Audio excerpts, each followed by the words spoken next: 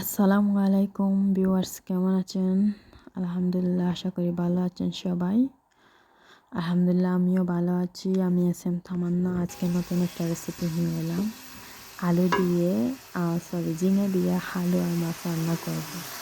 এই তো কড়াইটা বসিয়ে দিয়েছি। এবার পরিমাণ মতো তেল আর পেঁয়াজটা দিয়ে দিয়েছি। ভিডিও বেশি লম্বা হওয়ার কারণে আমি ভিডিওটা একটু শর্ট করে নিয়েছি।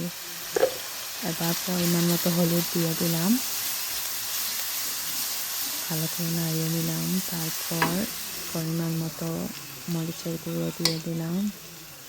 তারপর মান মতো ধনিয়া গুঁড়ো দিয়ে দেব। তো ভালোভাবে নাড়িয়ে নিলাম। এখনই আমি ধনিয়া গুঁড়ো দিয়ে দিচ্ছি 1 চা চামচ। এখন সব উপকরণগুলো ভালো করে নাড়িয়ে নেব।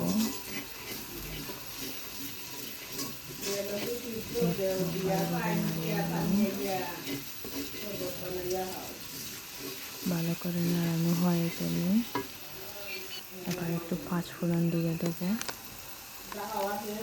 সবজি রান্নাতে যে কোনো সময় 5 ফোড়ন দিলে একটু ভালো ফ্লেভার আসে, তার জন্য আমি 5 ফোড়নটা একটু বেশি ব্যবহার করি।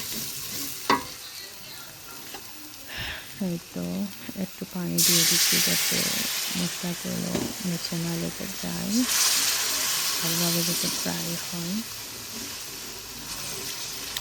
এই তো মশলাগুলো কষানো হয়ে গেছে। এখানে আমি ঝিঙে আর আলুগুলো ঢেলে দেব।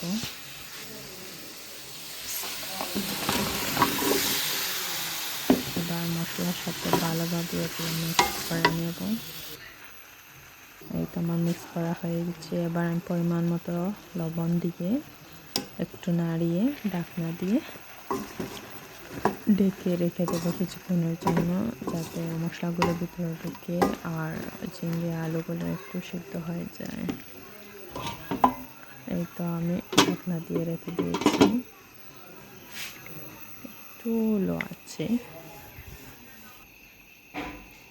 আর অন্য চুলো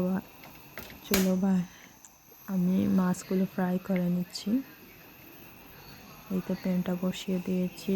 আর হলুদ আর একটু মরিচ আর একটু লবণ দিয়ে ভালোভাবে মাছগুলোকে মিক্স করে এইবার মাছগুলোকে আমি ফ্রাই করার জন্য বসিয়ে দিচ্ছি। আবার এটা ঢাকনাটা খুলে ঝিঙেগুলো ভালো করে আবার নাড়িয়ে দিলাম। ঝিঙে থেকে দেখতে পাচ্ছেন কতটা পানি বের হয়েছে। এই যে দেখুন,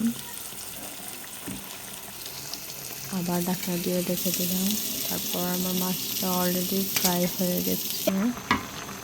আবার ঢাকনা খুলে আবার নাড়িয়ে দিলাম। ঝিঙে একটু চেক করে নিলাম আলুটা পুরোপুরি সিদ্ধ হয়েছে কিনা। দেখতে পেলাম একটু সিদ্ধ হয়েছে। এখন পানিটা দেখুন খেয়ে নিয়েছে ঝিঙে। তারপর এখন দেখছি যে আলুটা হয়ে গেছে পুরোপুরি। এখন আমি জল দিয়ে দেব রান্নায়। পরিমাণ মতো জল দেব। জল দিয়ে আবার ঢাকনা দিয়ে আমি ঢেকে দেবো কিছুক্ষণের জন্য। বলক না আসা পর্যন্ত আমি ওয়েট করব। এদিকে ঢেকে দিলাম। তারপর